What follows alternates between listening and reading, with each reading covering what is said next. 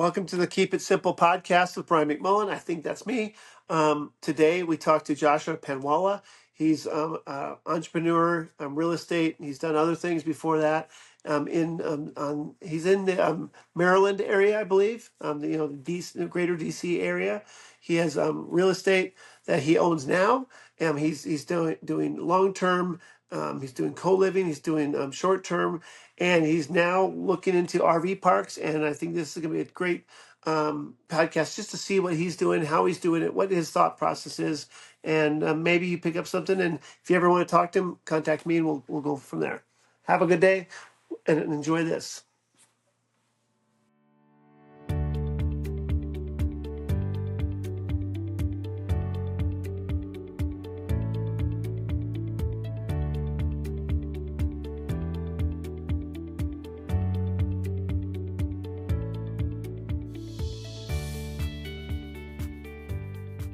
Hello again. This is Brian McMullen. Obviously, Keep It Simple podcast.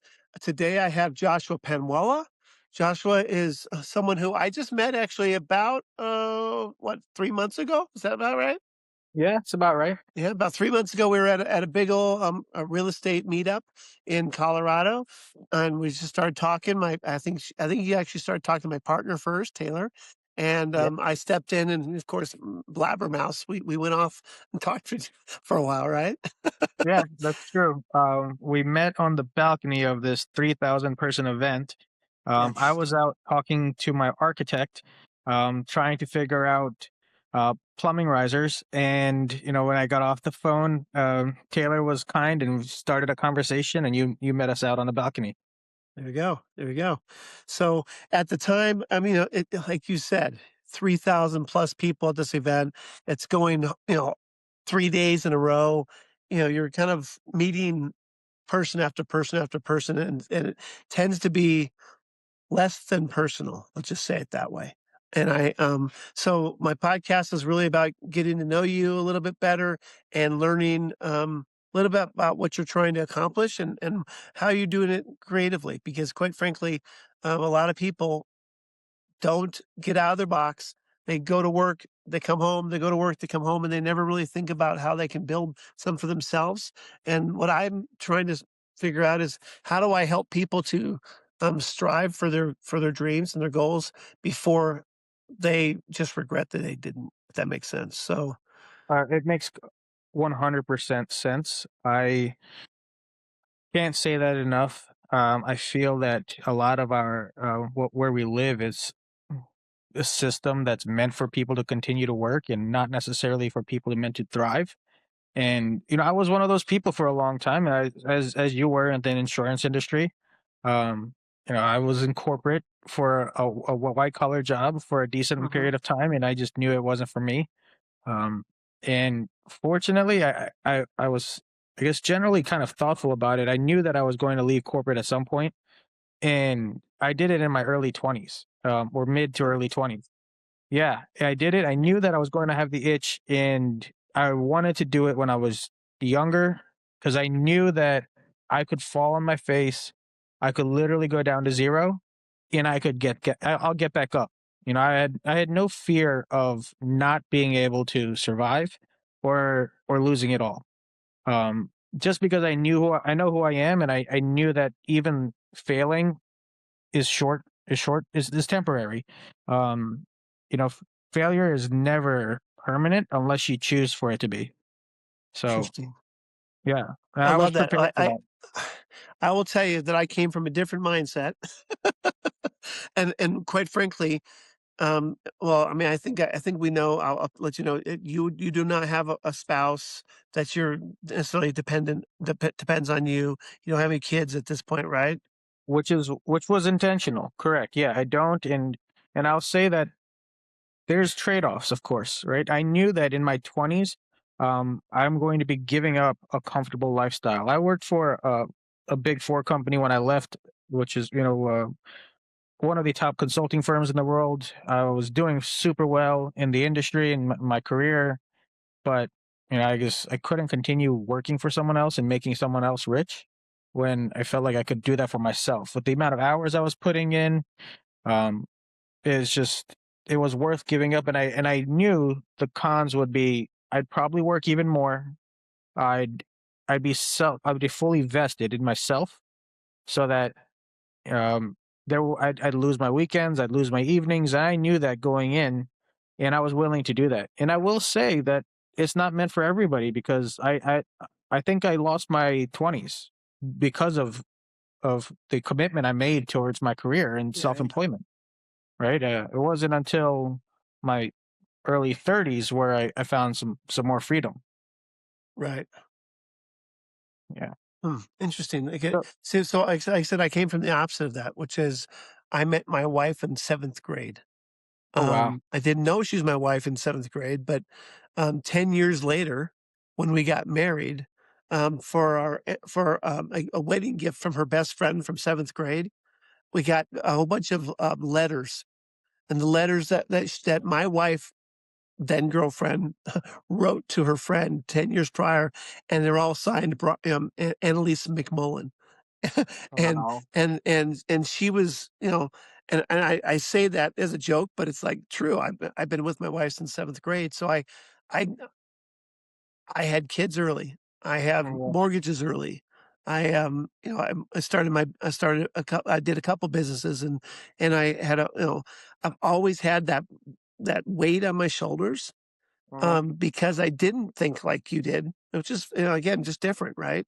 But I always had that weight on my shoulders, and I never had the opportunity, even if I had dreamt it, to do what you did, which is say, "Hey, Imma step away and go work for myself. Why am I making everybody else money?" And Right. I didn't think like that until literally maybe 10 years ago, and I'm pretty damn old. You So, know, tells you a little bit, you know? and part of that was growing up in a very close family. My immediate family is very close, and even my extended family is very close.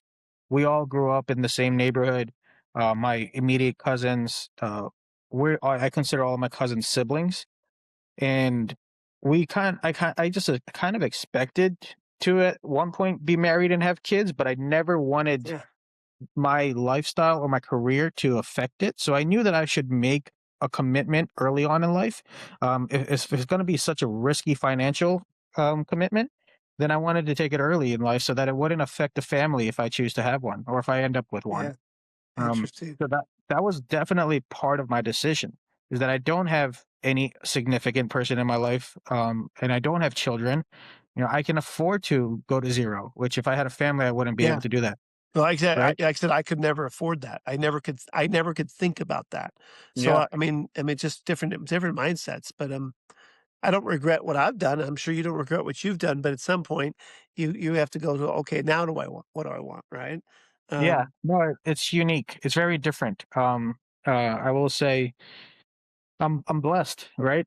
I'm very fortunate to be where I am today. Um, but there's trade-offs, of course, right? I lost my 20s and early 30s, and I don't have a spouse and I don't have children, right? yeah, So obviously things that everyone desires. A lot of people in my network or my immediate friends, they might have gotten married early and nowadays in 2026, it's almost impossible to buy a home where I live, at least, right? yeah, So, yeah, a lot of times they desire what I have is with, flexibility with my life, with my career. I own several homes. A lot of my colleagues don't own anything to their name. right, Um, right. right. So it's a trade off. And, everyone lives a different path. Well, let's share a little bit about what you have built because, like I said, I think that that'd be good for everybody here. Whether you're 20, figuring out what you want to do, and if you want to go down this path or another path. But tell me what you've built. How did you? You're into real estate, obviously. Is that what would you call real estate your main business? Yes, Okay, I consider myself a real estate professional. there you go. So tell me, how did you start? Where did you start, and when did you start? So interestingly, I started with real estate while I was a restaurateur. Um, I owned restaurants in my 20s, Oh, wow. and while I was owning those restaurants, over time, I was acquiring assets or I was buying homes. And so I think you guys are familiar with the co-living situation. I started doing co-living before it was a thing. Before, I guess a lot of people in creative We finance, just called it rent by the room, right? essentially, right? It depends on where you are. In DC, we call it shared homes. In New York, they call Okay. them brownstones. It just kind of depends on where you are, but every major city is a very common thing. But I've been doing that since 2015, around that time frame. Okay. And every year, I would essentially acquire a home, and and you just learn more as you go. One time I took down a wall, and the next time I rerouted some plumbing, and every new project was something different that I tried, and almost every year I tried to acquire a home Well, while I was a restaurateur. let's stop on that topic because I think a lot of things, and what kept me from buying real estate until I was in my 50s, okay? What Mhm. kept me from doing it is I didn't have enough knowledge in my brain. That was my excuse. I was in a very expensive place. I couldn't afford it. Um, I didn't know how to buy away from my home or remotely. I didn't know how to fix houses. I don't want to change toilets. All those things that we talk about, right? Um, Mhm. but like you said, the first time you did this, you didn't know those things. You just kind Absolutely of not. did it, right? Yeah, You and then gotta go in and grab the brass ring, as they say, right? And go you know and see what comes from it, right? there's something no it's there's nothing more true than you don't know what you don't know, right? It's just it is what it is, and you figure it out. Um, you start with one. I ended up with one house, and one leak leads to another, and you figure one problem essentially leads to another problem, and then you find solutions, and yeah. I like to think you pay once and you learn. Ideally, you learn after you pay the first time, so that you don't have to pay again. Right. So So with true. whatever that is, Yeah, yeah, the problem I have is there's so many things to pay to learn. I mean, every day I'm learning something new that I'm like, "Dang it, why didn't I just know that already?" But, yeah, like of you said, course. you gotta put yourself out there and you gotta push yourself and take that opportunity to make that mistake, you know? Right. But everyone's built differently. Um, not everyone wants to risk or sacrifice their comfort, right? A lot of times when you work a 9 to 5 job, the stability of a paycheck every 2 weeks is hard to give up. I know for me, it was the healthcare. That was the hardest thing giving up. Yeah. Yeah, Yeah. that's so funny. But Yeah, I guess I always I owned a business for many, many years, but that business had such a consistent income almost Mhm. from the beginning. It wasn't I didn't feel like it was enough income, but it was consistent. And so I think that even though I was self-employed, I fell in that same trap of, hey, I don't want to leave this. What would I do if that payment that deposit didn't show up? Right? Yeah. Yeah. It's interesting. No, I mean, I was prepared. I've always been um very modest with my spending habits, from childhood to even today. I don't necessarily spend unnecessarily. I still budget regularly, whether I need to or not. And if I go out, um, last weekend, I'll try to stay in this weekend. Not, it's just habits. Things is old habits die hard. Yeah. Um, I've always managed myself at least financially pretty well. That's And good. I think it just stems from how I was raised and how we grew up. There we go. So did you buy your first property in 2015? Or did you just start doing the co-living in 15? I bought a business first in 2015, and I think I bought my first house in 2016. What was the business? The restaurant. Of the restaurant, okay. And so Yeah. the restaurant was okay feeding you and gave you the ability to start buying? No. No, what I saved enough. It was actually a failing restaurant, and so I acquired the restaurant, and it was failing, and I knew that I was going to have to revamp it in order to build sales, and it was a difficult process, and I had my business plan that I executed. I followed to a T. Year one was all about building reputation, and earning the trust of the locals. Uh, I had I had no anticipation of making any money year one. It was all reinvestment. But I had enough saved. to buy a house in the following year from my previous employment. Right. Um, when I I started working full time before I graduated college, and I was working full time my junior and senior year. I I used to take the bus for an hour every morning. I would wake up at around 4:30 in the morning to take the bus at 5:30 to I would have to walk to the bus station. And then the bus would take an hour to take me to the train station, and I would take the train station 2 stops to get to my office. This is Right. when I was in junior and senior in college, and I would do the same thing on the way back and take it all the way to school, to George Mason University, as opposed to going back home, So, and I would take night classes. wow. So and that was all to save $7 a day in parking. I had a car. And but that was all because I worked for the government, and they provided public transportation. Right. And For I was so free. that was all to save on gas and not have to pay $7 a day for parking. Well, probably. I mean, I don't know how long ago that was, what the gas price were then, but yeah, with all the things that it probably was more like $12 a day. That you saved. You know. Right. Exactly. I mean, it costed me my time, but at that when I was working full time, I was only making $13 an hour, about something like Right. that. 12, Right. 13, 11. I think I started at $11 an hour for the for when I was working for the army. Um, and yeah, so it was a no brainer for me. The way I looked at it was not a day to day thing. I knew it was $7 a day for parking, which is $50 a week, which is $200 a month, right? Not even including gas. Yeah. So, right, and that's the way I looked at it.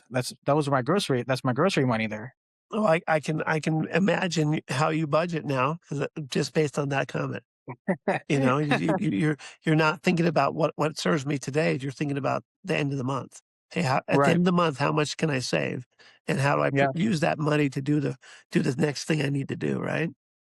And it it kind of it's worked so well for me that, and I forget who said this, but it's not, and I took it a long way. I've heard someone say once, it's not about how much you make, it's about how much you keep, right? So, Yeah. somebody, I would say most of my peers probably earn more than I do on an annual basis, Right. but it's unlikely that they're keeping more of it than I do. And my dad used to say that it's not what you Yeah. make, it's what you keep. But I will tell you from just a perspective of, I don't make all the decisions. I have to run them by the boss. Yeah. And then I have the other bosses that are now grown up, but, Mhm. um, there's a lot of money going out every day that I have very little control over, Yeah. and I think Of that course. that changes your mindset, because, like, you had aut autonomy to say, "Hey, this is how I'm gonna spend this money." Yeah. Where I think people who have a spouse and kids and It whoever changes else, everything. yeah, that's it. You gotta make a decision, right? Am I Absolutely. gonna control them the way I'd want them, or am I gonna let them live their life too? And so it's like a balance. I mean, Of course. I'm definitely the hard ass. I'm definitely the guy in the family who everybody's like, "Oh, I don't tell dad, he'll say no," right? Yeah. Um, I'm definitely that guy, but it's tiring. It's Of course. really freaking tiring being the guy who has to always tell people, "No, we can't do that," Or because yeah. it's not advisable, right? There's consequences sometimes, right? Yeah, but, I know somehow I don't feel like other people feel the consequences like I do sometimes. I know that's my feeling. I should Yeah. be careful to say that my wife is very she tries really hard to keep us, in the right mindset set and budget-wise, but I have it's just hard, just hard. Oh, it's very fair. It's a very fair thought process, right? I don't blame you for feeling that way. Yeah.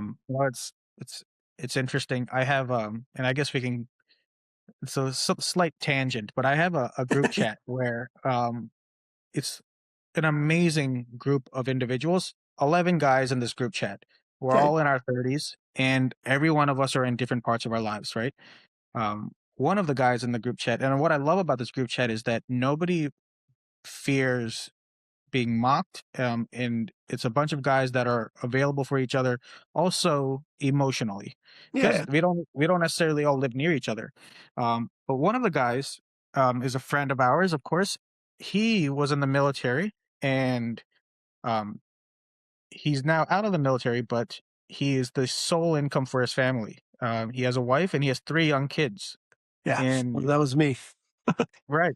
So he recently just had his 3rd. So this is just very recently. This was a few weeks ago when he was talking about this, was saying that, you know, not that he feels like it's required for, like, he wants his wife to do this, but he said it would be really helpful if my wife picked up a job. All right. It would be if she could just pay for groceries or maybe just one bill. And, he was just emotionally talking. He's like, I feel a ton of pressure, especially with the way things are right now, that if I lose my job, how are we going to continue building a savings? Yeah, yeah. Build, how do I have how do I build a college fund for my kids, Yeah, how do I let alone build for get the food on the table? future? How do I build for the future when every dime I bring home is got a place, you know? Right. And he was just saying, he was just being emotionally vulnerable and saying that there's just a lot of pressure on me to maintain my work. And then if you think about it, it's I feel like he was saying that he feels like he has to maintain his employment for the rest of his life in order to pay for the bills. Yeah, So it's funny you say that 'cause it's such a huge burden, and I know that, mhm, women are working and men are working too, so it's not like it's one yeah, side or another, but my wife stayed home, okay? So we've been married for well, 5 years, okay? I I have mean, the cost my of daycare alone, Yeah, if you I mean, think well, but about it. my wife stayed home. We made that decision together, and so, it was a good decision, right? But what it did is it did put me in a position where I was thinking like your friend there, like, Mhm, everything's on me, and, mhm, and then how do you come home and, smile and just wanna be with the children when you're worried about tomorrow? You're mhm, not worried about 3 years from now, you're worried about tomorrow. You right, know? So that there's a heavy weight put on the person who is bringing home the lack of word, bringing home the bacon, you know? right, Um, absolutely. it's interesting.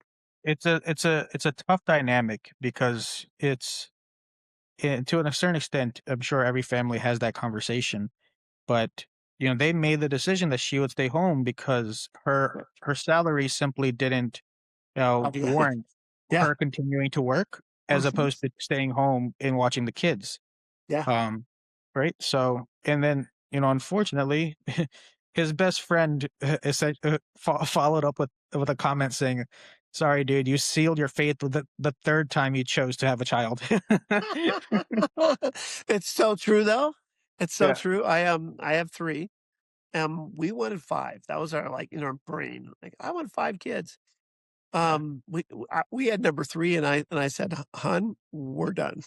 I said, "I have to put each one of these through raise them all and put yeah, each one of them through college if that's what they wanna do or whatever that is, and I wanna be able to give them something someday. I don't wanna just be, showing up and putting food on the table. I wanna yeah, give them my time, my effort, my energy, and maybe some financial freedom someday." And mhm, so, yeah, it's a lot. And like, said each child you have, it definitely tightens the belt even more. And then try living in San Diego like I did. San yeah. Diego's freaking expensive. And as you know, and it's a very common thing. So I'm in my mid-30s. I'm 36 years old, and all of my friends are somewhat in the same boat, right? If they have a partner, they have to make a decision of do they want to get married or do they want to buy a house. Um, you can't do both in the same year. S- It's Yeah, funny. It's funny or because have children. Yeah. I'm old enough to say that I was just ahead of that. I bought my first house when I was 20 with a friend, and then we partnered, and then he bought me out, and I bought my first house solely, a month before I got married. Wow. And, so I was able to do that, but my kids could never do my Yeah. kids can't afford to buy. I mean, it's ridiculous, now. Right. It's kinda sad, Oh, kinda it, sad. it it is. It's unfortunate. It's decisions and you kind of live with it, but at the same time, um, a lot of those same people who don't have the flexibility also make career choices, right? Also have different habits. It's right. Yeah, I mean, they choose to spend their money on things, that Yeah, they wanna do, Yeah, instead of putting we all have it. right. It's Yeah, not. Yeah, I exactly. hope that no one takes this as we're bashing one or the other because we're really not. No, We're just talking about like life decisions. Life decisions change the game, and for me, my life decisions kept me from doing real estate, which I love, and now I'm right. finally doing it, you know? So, I mean, it's these life decisions change where you're going. So tell me Yeah. again. So talk to me about what's your portfolio look like? So I have 3 short-term rentals. I have 3 single-family homes, that are used for long-term rentals, Okay. and then I have 3, I think 3 or 4 co-living situations. Okay. So Yeah, for those of you who aren't really real estate people, tell me if I'm wrong, Joshua. The three long-term rents pay them for themselves. But you're not living on that. You're not going on vacations on that money. That's enough money to yeah, pay down the mortgage and pay all the bills, but you're really not living on that. Um, correct, your midterm rentals are paying you more than the long-term rentals because hopefully you have multiple rooms that in this houses that you have. So instead of, let's say, renting a house, a three-bedroom house to a family for just using simple numbers, let's say renting it for $2,000 a month, sure, you're renting 3 rooms of that type of house, and each of those are paying 7 or $800 a month. Is right, that ish? And so your monthly income goes up, but you have more burden. You have to work on that. Yeah, it's not correct, necessarily a job, but it's something you yeah. have to do. Sorry, yeah, so I can even break it down a little more. So short-term Please. rentals, we would consider Airbnbs, VRBOs, right? Literally anywhere where somebody's staying for less than 30 days. Yeah. Um, so those actually make the most money, but they also are the biggest headache. And the biggest And risk, right? Because yeah, the ultimately, biggest yeah, okay. Yeah, the biggest risk, the most work, the most preparation. And then I have what we call, I guess, long term, but co living situation where I have properties that we rent each room, or we call them units individually, yeah. somewhere between 4 and 5 in a single home. And those make decent amount of money. Most of those have mortgages around $3,000, and I make about 1,500 or $2,000 on top of that. So each And times 3, right? Or 3 or yeah. 4, right? Yeah. So Okay. ish, yeah, and then exactly. And then I have um what I have single family long-term rentals where I have a few homes that I rent out to families. Um and those would say have a net of the lowest profit. However, I only do that for homes that I have paid off. Okay, so So you're still making good money because you paid those down. exactly. So I And figured the ones that I have paid down or paid off, it's not worth the risk or headache of additional tenants. You just do one tenant, one family, try to get a good family in there, and ideally they stay for a long time. interesting. I like that. So you're kind of over time, you're Mhm. paying houses off. So you have an asset that you don't have to pay the bank everywhere. So those ones you can create more income from, and you don't have to do as much work. So you put them in the long-term situation, and over Correct. time, that will happen with the other properties. And you'll at some point you'll just have a portfolio of long-term, or do you think that you'll always do a little bit of everything? No, I think I will do most all long term eventually, like you said. The goal is to be have the least amount of maintenance required, or and ideally the lowest output of effort, Yeah, right? yeah. But that happens over time, so that's not something that I can do right now. So, yeah, no, so my portfolio is built mostly I mean, I have one property that's a co-living with a partner who's boots on the ground and they do all the work, okay? I'm only of that because I helped them get out of a jam, and Uh-huh. so I now have ownership there. Um, but all my properties are long term. Yeah, Everything. Now the problem with that is I have a portfolio which is pretty I'm very proud of, but there's not enough income coming from that portfolio yet because I'm doing all long term. I'm making, you know, 300 from a month from this property and yeah, 200 from that one, and 500 from that one, and, but combined, it's not enough to go live my life with family Right. and kids and everything else. So I still work, my Yeah, the lending issue. my funding business is my income. Yeah. Well, I would love for that to be the case for all of the properties that, you know, long term, not having as many tenants, less headaches. Um, but though I live around Washington, DC, and the property values are insane. Yeah, So some of the homes that I own, they wouldn't pay for themselves on a long term rental, which is why I do the Airbnbs, right? I have one of my houses that is $5,200 a month in just in mortgage. yeah. And there's no way that anybody's paying that much in a month, for a long-term rental, which is why we Airbnb it. So let's talk a little bit about leverage, because couldn't you buy another property by refinancing your homes that are paid off? Maybe not doing a huge loan to value, don't do Mhm. 70%, but maybe Yeah. do 40% loan to value, so you have enough money coming from that paid off property that you can use for the next property, but also that the mortgage on that will be low enough that your long-term renters are still taking care of the bill. It's something that I've thought of, but it's the Airbnbs are working right now. There's a lot of security in paid off, right? There's It a it exactly, it a lot of feels security good, paid man, off. I'm telling you right Yeah, now. exactly, and, I've been it's working and I'm very fortunate. I really, have I told myself when I sold the restaurants, which was in 2022, that I was gonna take a break, and that's having the homes is not necessarily full-time work. Right, So, but you um wake up in the morning, money's gonna come in, it's a right, matter of how much that month, right? But you don't right, have to worry about whether it's gonna show up. Yeah, right. So, and the amount of effort and time that I put in with the restaurants, and even just the amount that I worked ever since I was a teenager, I knew that when I sold the restaurants, I was gonna take some time away, and I essentially had a mini retirement. I didn't have to work from 2022 to 2024. I took 2 that's years off. awesome. That's Yeah, awesome. I took 2 years off and, I guess people kept asking me is, "What are you gonna do? Are you gonna go back to the office? Are you gonna go back to corporate?"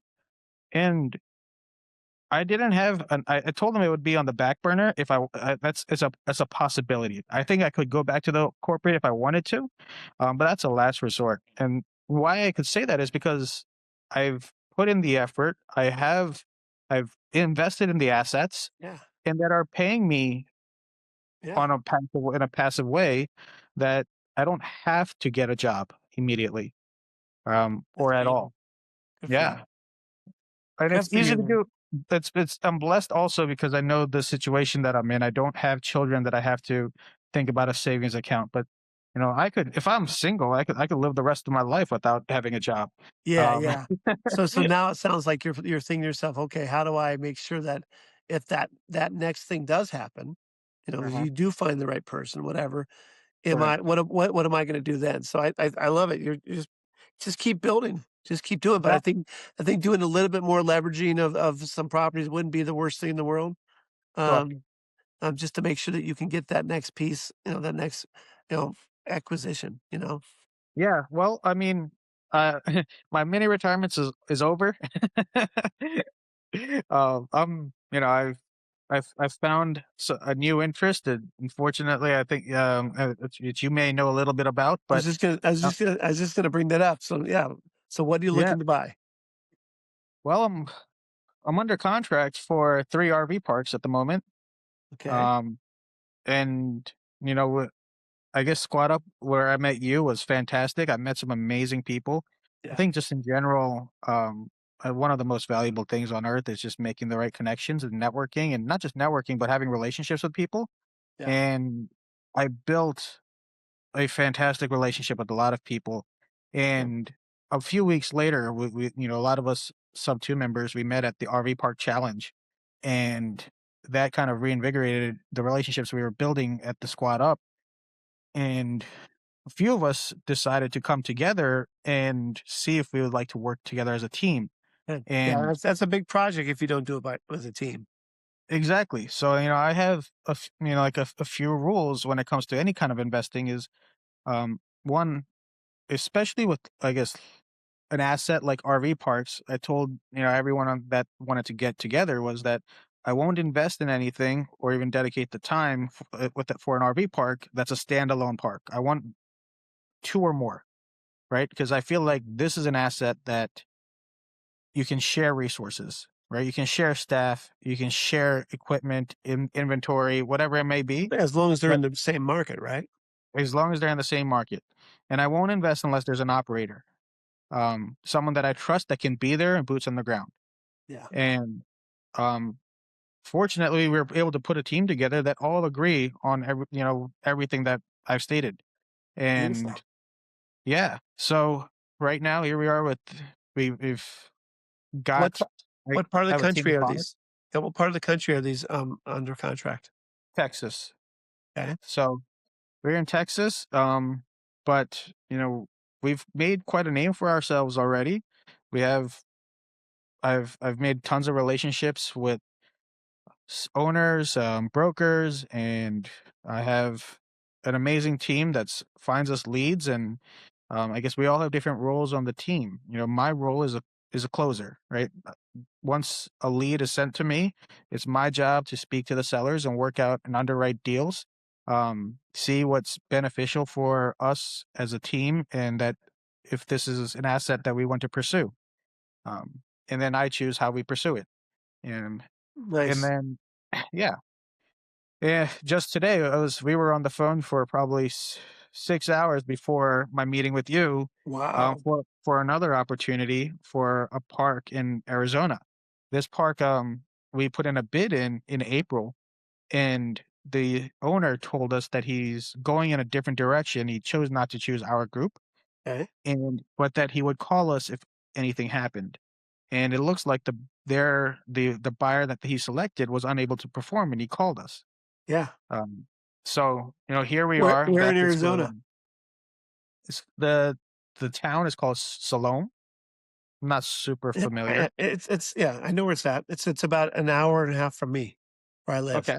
Oh, So great. I might be able to help you, with boots on the ground a little bit if that's needed. Yeah, Yeah, absolutely. I know where you're at. I think I've seen that RV park. I'm not really looking to buy RV parks because it's just beyond me right now. I've got Mhm. focus on what I'm doing, but yeah, it's I So call it Salome.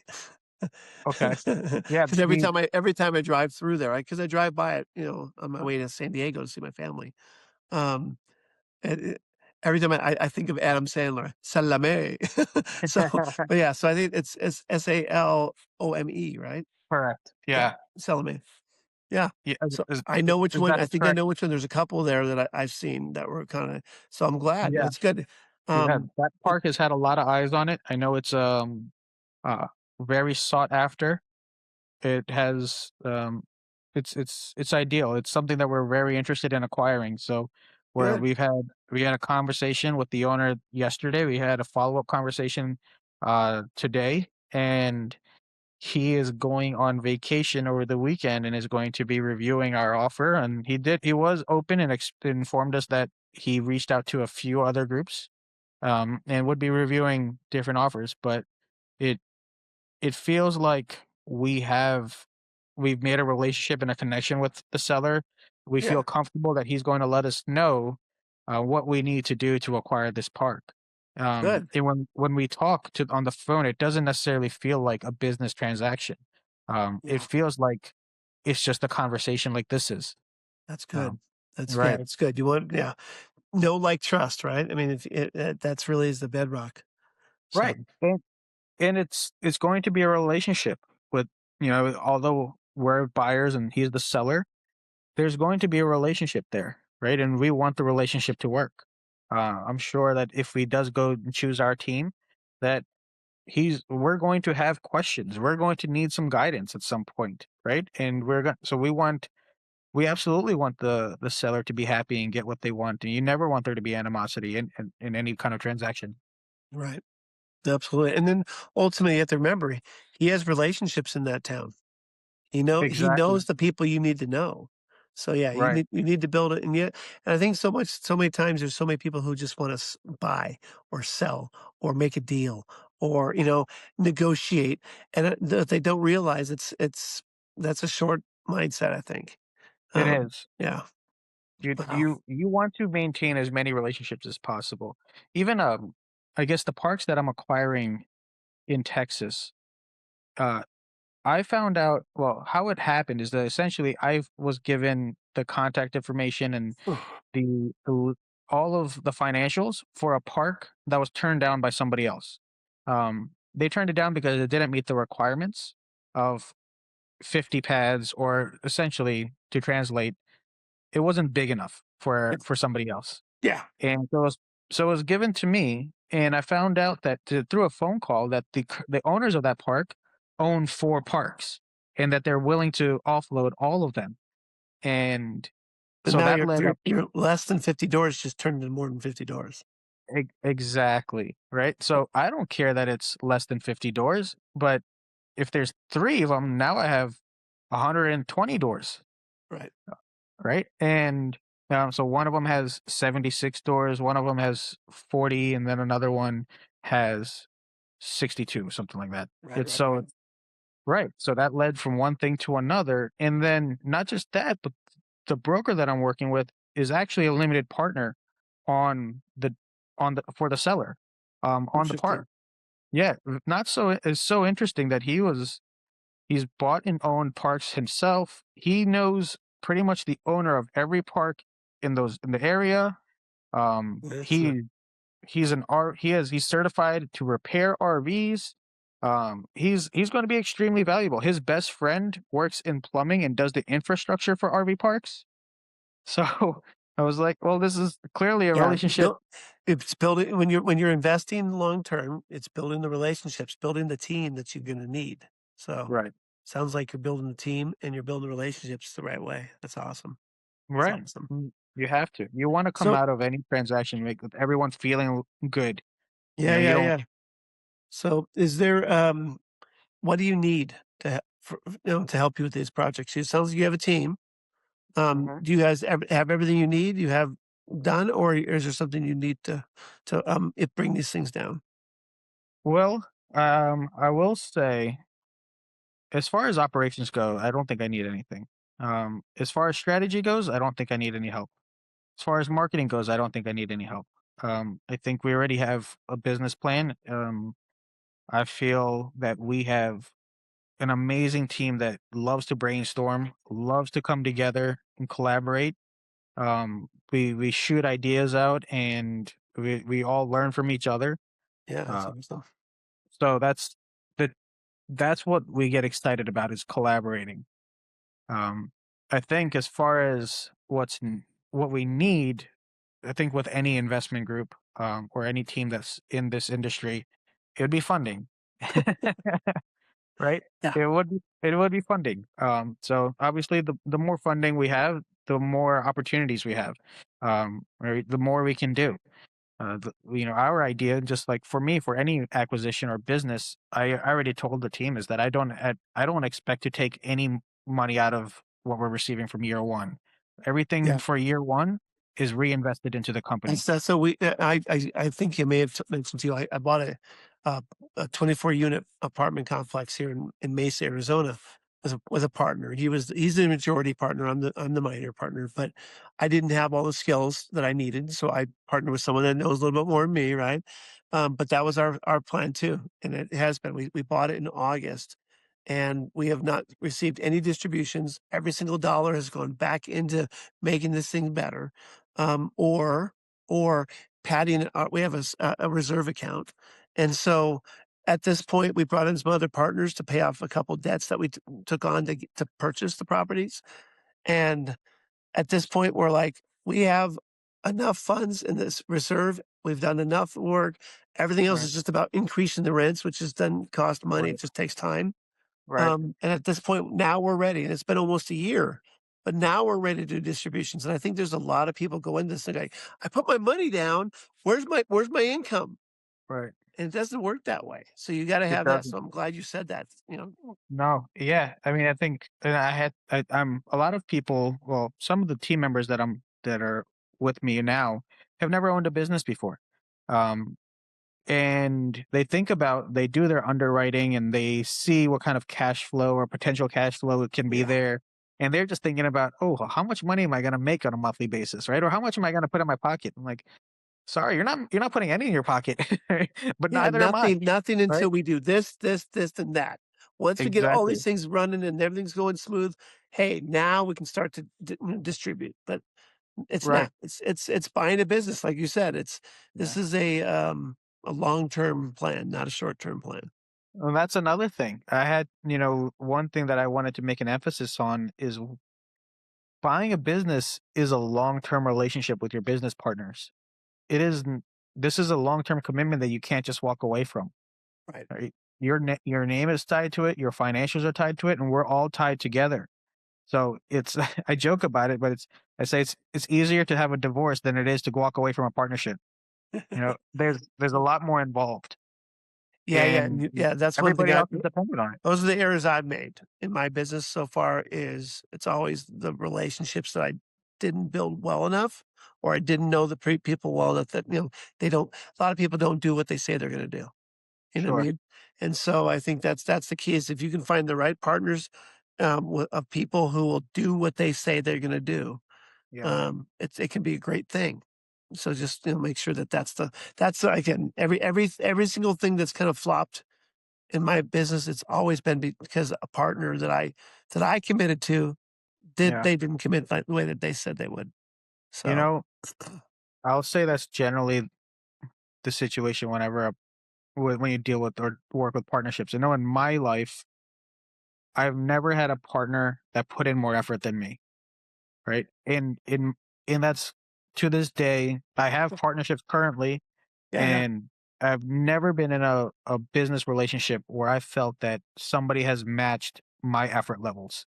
And I'm hoping that that will change one day because Well, I it does mean, get tiring, not I getting find that reciprocated. it changes as they know that I'm putting the work in. So, I mean, generally speaking, if they're a good partner, I am working harder than them, just because that's who I am, but you can see that they react to that, and they move forward, and they start to put out, and that's what you really want. It's, it's not a bad thing to have them start and not understand how to do the work, right? Of course. But once they figure out what it entails to be successful, you gotta look for them to turn that corner and start to push for you too. Right. And the And I'm moment optimistic.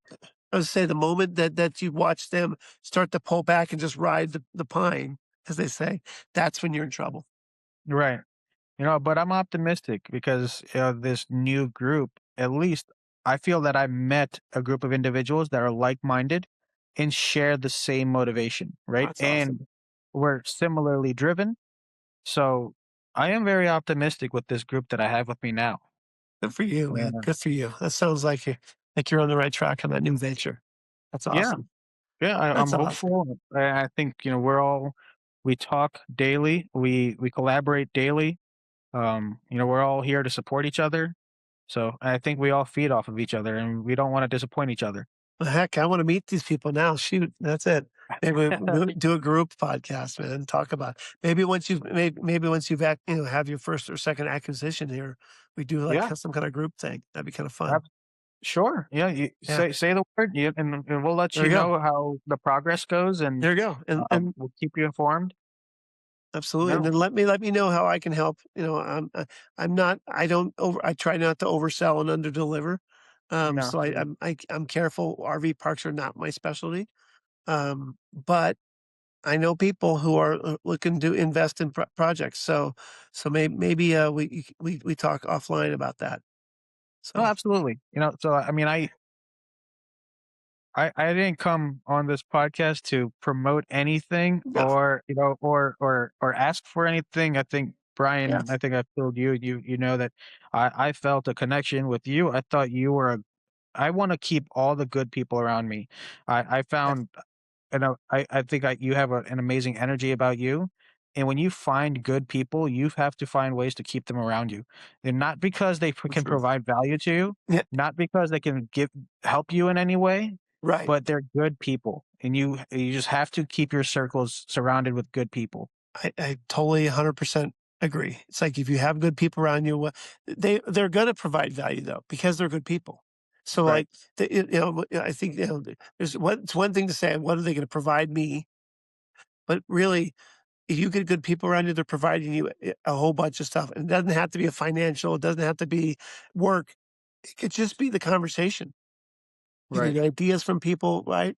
So no, I love it. I appreciate it. And that's how I feel about you too. So that's um partly why I asked to come on, because I knew that Thank your energy would, be a positive for people who are watching this, so appreciate you, Yeah, sir. of Um, course, we'll absolutely. Thank you for we'll having me. we'll tighten this up. Is there do you do social media at all? Is that something that you do? I don't think it's your forte. Is there some way people can find you? Well, preferably not. So, How about find me? Find me, I and then if you're a right fit, I'll connect you. How's that? Exactly, right? I love And it. I may find you, someone who's looking for me, I may find them, but I try not to be available. All right, I really value my time, and I take time away from my day. I schedule my day by every 15 minutes. So, We spent 4 of those.